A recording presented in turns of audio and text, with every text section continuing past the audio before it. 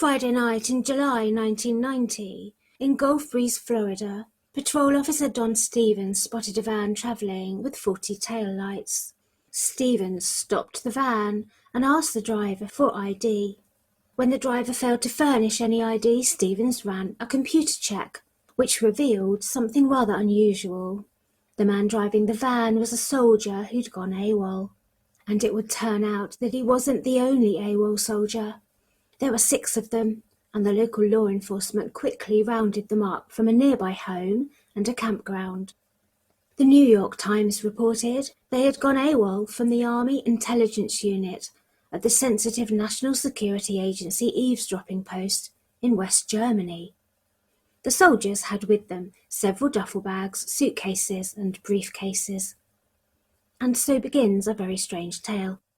Investigators had been told that the 6 belonged to a group called the End of the World. Military authorities had issued a worldwide alert for the missing men on July the 9th. The Pentagon said that 2 of the soldiers went on unauthorized leave from their unit, the 701st Military Intelligence Brigade at Augsburg, West Germany, about 2 weeks ago and never returned. At the same time, 2 other soldiers from the unit vanished, and officials suspected that 2 more who were on leave would not return, said the newspaper. 2 of the soldiers had trained at the Florida Pensacola Naval Air Station and Corey Station, a naval electronic warfare training center, both close to the beach town of Gulf Breeze. The newspaper said police departments said that when the police burst into the apartment early Saturday morning, the soldiers had at least £4,000 in cash. Well, the group were taken into custody and handed over to the military authorities. The following day, they were flown to Fort Benning in Georgia, where they were held in solitary confinement. The 6 soldiers were named as William N. Setterberg, age 20 of Pennsylvania, Kenneth G. Beeson, 26 of Middlesboro, Tennessee, Vance A. Davis, 25 of Wichita, Kansas, Michael J. Hookstead, 19 of Wyoming, Chris P. Burlop, 20 of Wisconsin, and Sergeant Annette Eccleston, 22, all from the 701st Military Intelligence Brigade. The oldest of the group, Specialist Kenneth Beeson, told reporter Stan Johnson they had been chosen by divine intervention. The Tampa Bay archives of July the 12th said, AWOL soldiers excuse, Ouija board made us do it. When Vance Davis and 5 friends went AWOL, it was reported that they had gone to a Florida beach to await, the newspaper said, the second coming of Jesus Christ in a UFO. However, one of the 6, Davis, said to AP News sometime after the event, "How ridiculous can you get? Jesus Christ is Jesus Christ. Why would he come in a flying saucer?" No, says Davis. The reason they left their Army intelligence post was quite simple. Ouija board spirits told them they were needed to help lead the world through an impending cataclysm. For 2 years since the 6 turned up in Gulf Breeze, unleashing one of the weirdest stories of 1990, the newspaper says, they have remained silent, but now Davis says he wants to tell his story to set the record straight, and because, according to the Ouija board, race riots in LA were to be the signal the group should go public. Davis gave this interview 2 years after their AWOL incident, and he's referring to the LA riots of April 1992, sparked by the police beating of Rodney King. Davis adds that the others will also come forward, one by one, he says, depending on public reaction to what he has to say.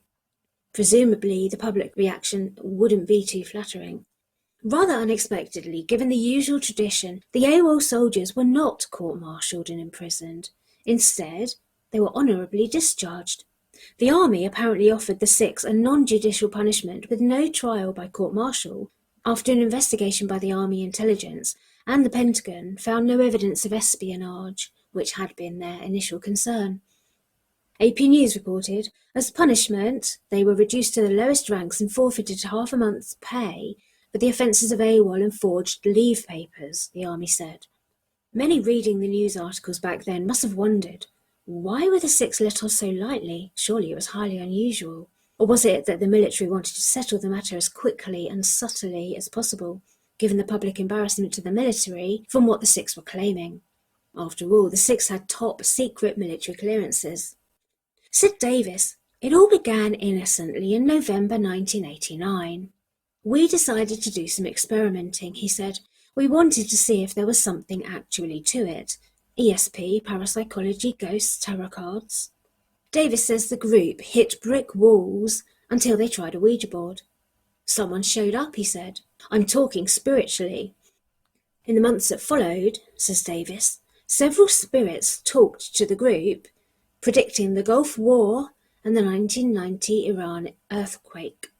He said, "At the end of May, we were told we might think about trying to get out of the service because there's going to be some serious things occurring in the next 5 years. And the group were told apparently that through the Ouija board, that staying in the military would not help us become what we were supposed to, which was," said Davis, "preparing people for the coming chaos, the changing of the earth, and Jesus is involved," he added cryptically. "He will come back. Rapture is real," Davis told AP News. When the group couldn't find a legal way out of the army, the newspaper says, the Ouija board told them, "Leave, just leave." And while stunned, the six decided to put their faith in the board's message that things would all work out. This had not been something the group had been anticipating, Davis says. He says, "We never did anything in our life." But then they did. On the July the 3rd, 1990, they hopped on a flight from Munich to Atlanta and went to Gulf Breeze to see a friend, who was a psychic and her housemate.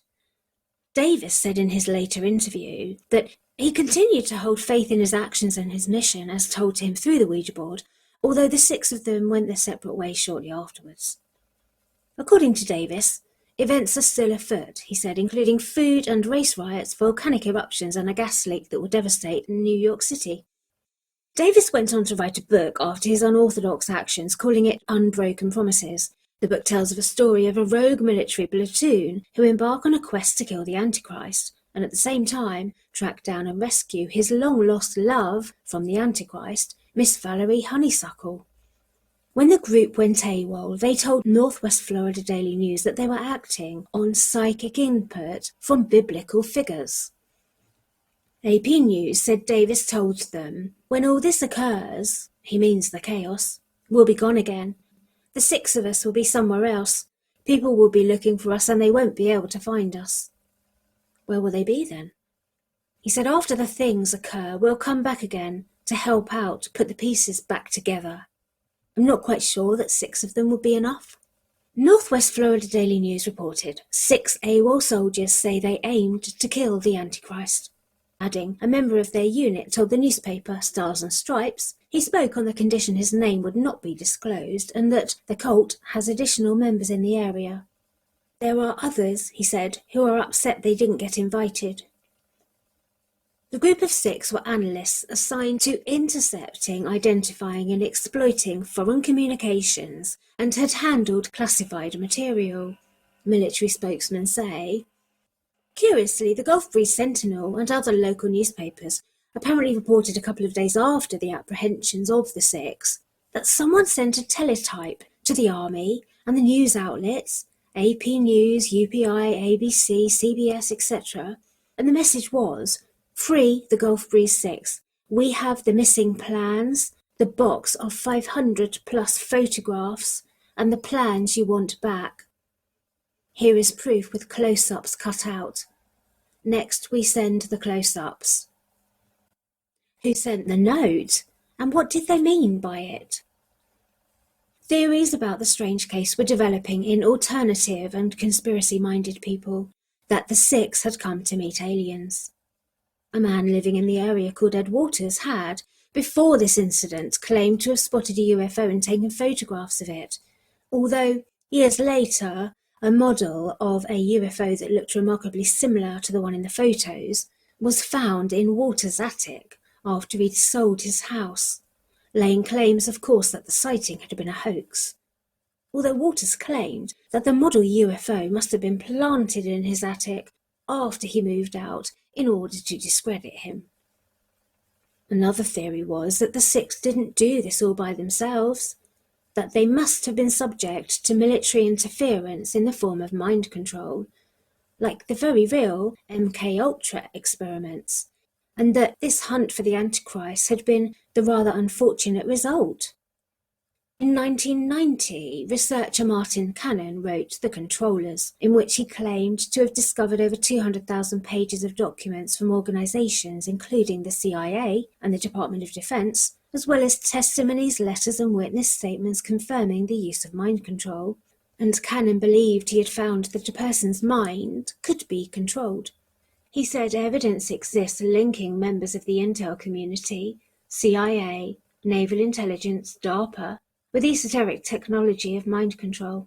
For decades, psychiatrists have been working behind the scenes. They've experimented with the erasing of memory, hypnotic resistance to torture, hypnotic suggestion, microwave induction of voices, and a host of even more disturbing technology.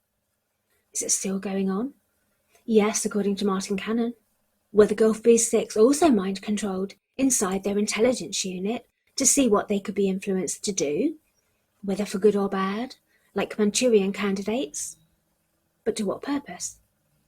In 2017, The Independent wrote, CIA has revealed details of its Project Stargate mission to develop psychic abilities for the first time. The revelations come as part of a huge dump of documents that are being made available on the internet, and they show the organization's plans to harness the supernatural in ways that have never been seen before. The project ran from 1978, including experiments carried out which made subjects travel out of body into other dimensions to learn the art of remote viewing. In his time at the National Security Agency, Davis claims that he was retaught history, or rather, taught the real history of the world. In an interview with Alex Merklinger on Mysteries of the Mind website, Davis says, in 1989, we started to get some things that did not fit in our protocol, that did not follow normal parameters. The young soldiers coming in, not seeing any difference.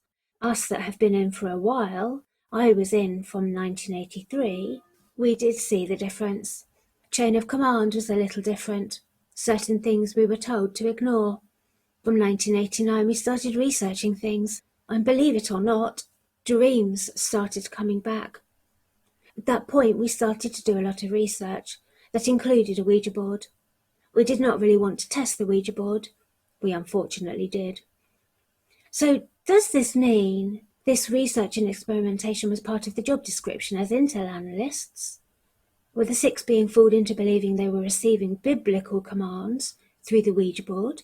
Yeah, how could the Ouija board be faked if only the Six were using it?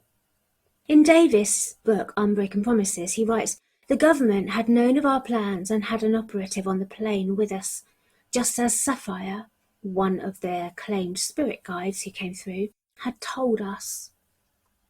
This sounds a little bit odd. Is Davis being paranoid? Yet some of the Ouija predictions also started to come true. The spirits predicted the unification of East and West Germany, which did happen in October 1990. They predicted the unification of Europe into a common market. They predicted a gas leak or bomb at the World Trade Center. Some of their predictions, however, didn't come true, including the rather dramatic claim that a new Messiah would come in 1998, and that the Aborigines would depart this plane of existence after saving Australia. Davis also mentions an incident during the Ouija board sessions in which Ken, one of the Six soldiers, was particularly sceptical. He wanted definitive proof that this was real, he said, and at this, the spirits gave the name of his grandfather, which was completely wrong, causing Ken to storm out of the room in anger that they'd been taken in by this trickery. However, a little later, when Ken was talking to his sister about the incident, she told him that the name the spirits had given as his grandfather's name was indeed the correct one, and she went on to explain that their grandfather had been known by everyone in his hometown by the name of John, the name the spirits had given, although this was not the grandfather's birth name. Was this just a lucky guess on the part of spirits? Davis wrote in his memoir, I felt the skin crawl on my neck at the uncanny revelation. On the other hand, Northwest Florida Daily News reported that Mr. Johnson, a Morristown photographer, said in a telephone interview that he picked up 2 of the 6, Kenneth Hookstead and William Stetterberg, on July the 6th at the McGee Tyson Airport in Knoxville when they absconded, and commented about Beeson, also one of the 6, saying, "The idea that he was arrested or that he was hanging around with a cult-like group didn't surprise me. He kind of lives in a science fiction fantasy world sometimes," he said. The group of 6, during their Ouija sessions, were also given the name of a woman living in Munich and told that she had very important information for them regarding their work, according to Davis.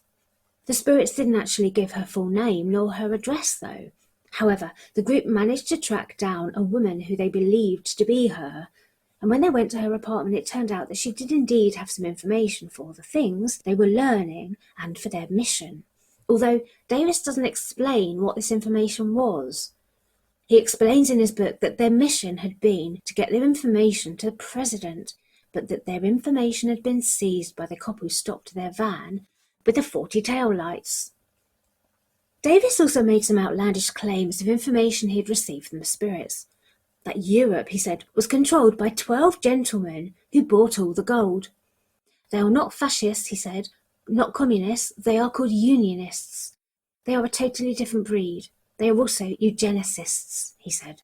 Most of the gentlemen, at least 2 I know, are Hitler's kids, he said. There is also the curious matter that prior to joining the army, Davis's own background is a little unusual. It seems that there was perhaps more to this mind control, but from another altogether unexpected source. It transpires, you see, that from Davis's own words, as a teenager he had travelled to New York City and enrolled himself in a very unusual school.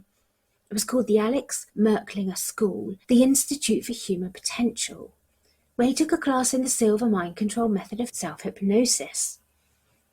Rather bizarrely, it was while Davis was at this school that he claimed a very strange incident occurred. He met, he said, during one of his practice trance sessions, a green-skinned alien called Kia, who on one occasion healed his flat feet overnight. Were Davis and the other 5 intelligence analysts really in touch with spirits? Were they being mind-controlled by the military in a clandestine experiment to see what they would be manipulated to do? Or were they all just a little bit nuts? On Monday, July the 6th, 2009, an off-duty police officer serving with the Wiltshire Constabulary was driving past Silbury Hill in the early hours of the morning when something very strange happened. Silbury Hill is the largest artificial prehistoric mound in Europe and part of the Avebury World Heritage Site. As the police officer was driving past, he suddenly spotted 3 extremely tall figures standing in a newly formed crop circle formation. They all had strikingly blonde hair, and they were all dressed identically in white. What transpired would eventually be written about in the British newspapers, but the sergeant requested anonymity, presumably because it was not something he would wish to have his name associated with, particularly given his civic role. But it seems that he first related his story to crop circle expert Colin Andrews.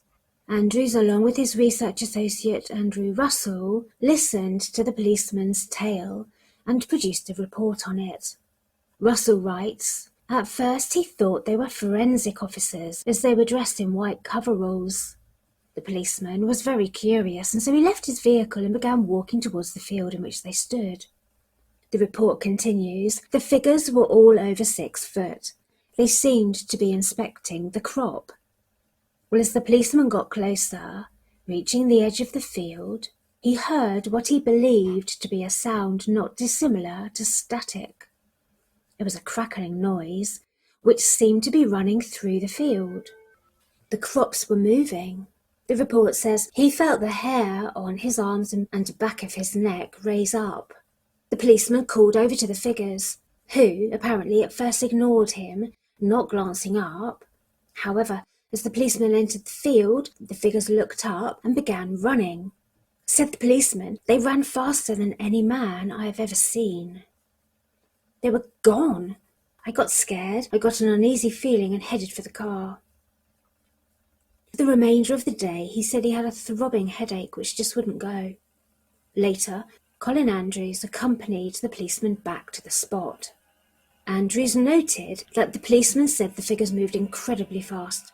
He said, as if you were watching a video in fast-forward mode. And Andrews says, as we spoke, I watched the hairs on the officer's arms raise as he relived the experience in his mind. When I asked whether they ran away out of sight or disappeared, he was adamant they simply disappeared. Well, it didn't end there. Apparently, the officer experienced several electrical items in his home begin to malfunction, and there were strange knocks at his front door. Whenever he went to answer the door, there would be no one there. The officer felt, says Andrews, that he had brought something home with him from the field. Sometimes he said he saw a brief flash of a towering black figure standing before him. As the days and weeks passed, he came to believe the beings in the field were identical in a clone-like manner. He went on to state that he shouldn't have seen what he did see, and believes this was communicated to him at the time. Well, the Daily Telegraph reported that the police constable refused to comment on the matter, stating only that the police sergeant was off duty at the time and as such, it was not a police matter. The Valley of the Headless Men. As I wrote about in a previous Woods book, in the Nahanni National Park there's a valley with a rather ominous name. The Nahanni National Park doesn't have the kind of footfall of the Smoky Mountains or other national parks. And there are a couple of reasons for this. It's accessible only by boat or float plane, and the nearest road is almost 100 miles away. And the other is that it has a sinister reputation. People have disappeared here, or been found headless. It's situated in the Northwest Territories of Canada, and there are landforms that are millions of years old here. The park is more than 7 million acres of wilderness, with a breathtaking river that National Geographic describe as what Everest is to mountaineers. Remote, breathtaking and mystical. Not for the faint of heart. Churning up rapids and whirlpools with sinister names such as Hell's Gate. Of the park, legends of murder, headless men and Dean spirits that dwell in the vents of the valleys. Or to visit the park, it's recommended to go with registered licensed outfitters. Not alone. It's possible to camp there, but there are no roads in this wilderness. Maclean's newspaper of California, in the archives they hold an article from 1947 written by reporter Pierre Burton about this park and its infamous valley. He says almost a dozen, including a girl, have simply vanished. In popular myth, Headless Valley is a brooding, mist-shrouded stretch of country where mountain men and prehistoric animals roam through tropical foliage, guarding a fabulously rich lost gold mine to the accompaniment of weird wailing winds that chill men's souls. The very name Nahanni means people over there, far away, has a will-o'-the-wisp sound. In the autumn of 1946, prospector Frank Henderson returned from there with 30 ounces of gold. His partner, John Patterson, did not return. Lost, location unknown. Says the Maclean newspaper, Henderson himself was quoted as saying, "There is absolutely no denying the sinister atmosphere of that whole valley. The weird continual wailing of the wind is something I won't soon forget." He and a group of Marine veterans planned to enter the valley in June, says the paper, to look for his partner and to look for the gold. Henderson took out a classified advert in a Canadian newspaper asking for a few volunteers to go with him to the Headless Valley. He received 154 replies to his advert within a week, as did another potential explorer, a Mr. Tom Carolyn, a veteran of the Canadian Army's Polar Bear exercises. He too was snowed under with 500 letters and phone calls from people wanting to go with him. Says the newspaper, letters came from men, women and children. A 14-year-old boy wrote from Albuquerque to say that the expedition was the most important thing that has ever happened in his life. A 64-year-old woman said she'd go like a shot. A Scottish veteran wrote, "I'll mortgage my house and sell everything I own, including my bagpipes, if I can go." An amateur taxidermist pointed out that he would be invaluable because he would be able to stuff specimens of rare animal life forms on the spot. It almost seemed as if half the country wanted to go. Of the strange deaths and disappearance, Burton says, "The mystery surrounding the death of Yukon Fisher, an outlaw wanted by RCMP, has never been cleared up. Fisher's bones were found in 1927 at Bennett Creek.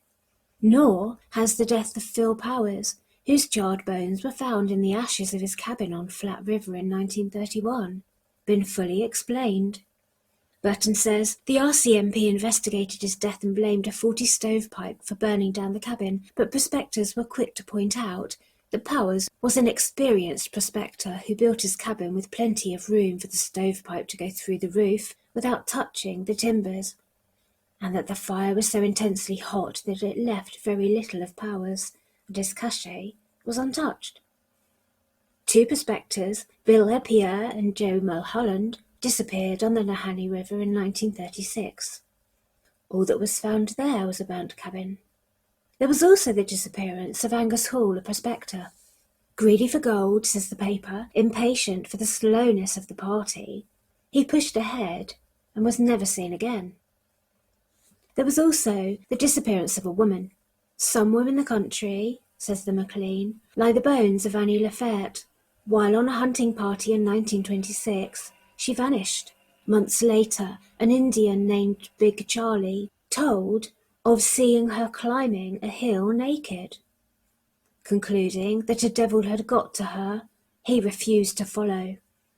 She was apparently a mental case," says the newspaper. In June 2013, newspapers reported on the disappearance of a 19-year-old woman. Missing listed as naked and barefoot, wearing only a fanny pack, which contained a knife, matches, and a compass.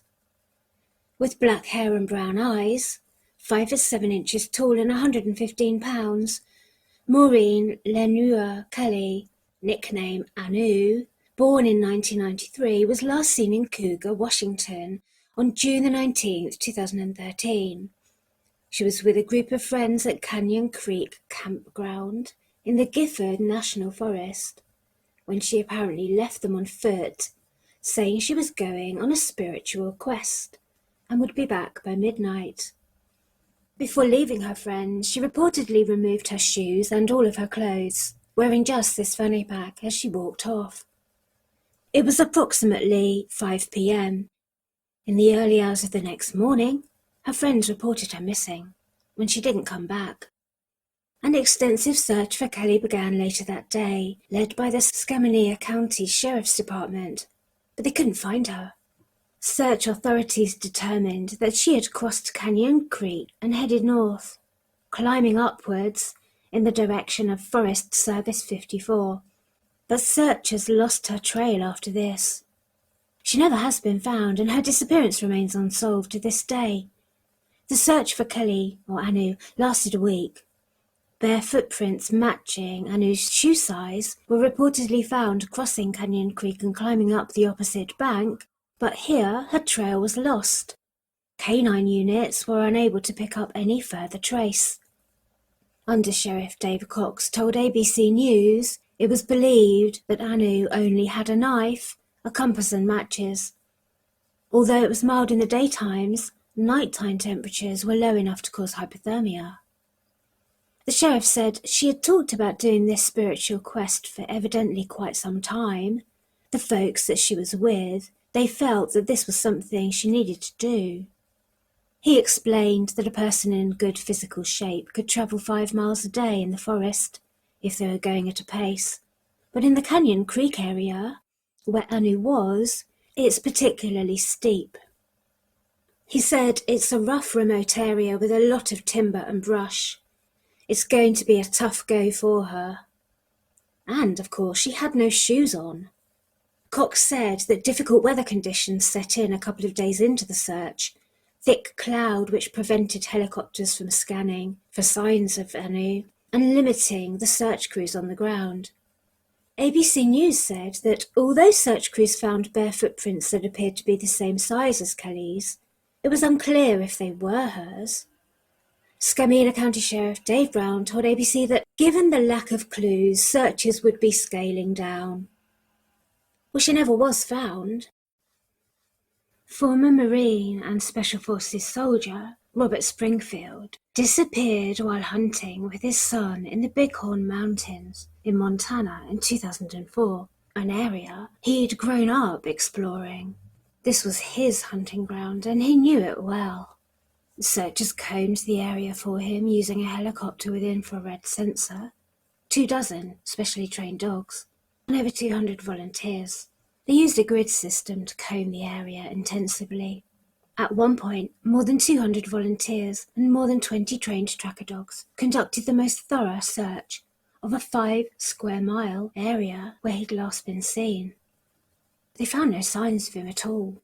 Several thorough searches were undertaken for him, again, during the spring and the summer that followed, but again, they couldn't find him. Then, just over a year later, skeletal remains were found by hunters, along with the wallet and ID of Mr. Springfield. Very oddly, say his family, in an area that was only 50 yards from where they had camped while searching for him. The family were insistent that searchers had gone over that exact spot where his body was later found. For this reason, they wondered, had he been killed and his body placed there later? His wife said to Indian Country Today newspaper, "If he was actually up there in that area, we would have smelled something. The animals would have been there. The birds would have been there." Springfield's wallet was found alongside his remains. Inside were his ID and social security card. When they were given back to the family, there were no signs of weathering or damage from rain to these items. This, the family believes, means that his personal belongings were not exposed to the elements for any period of time.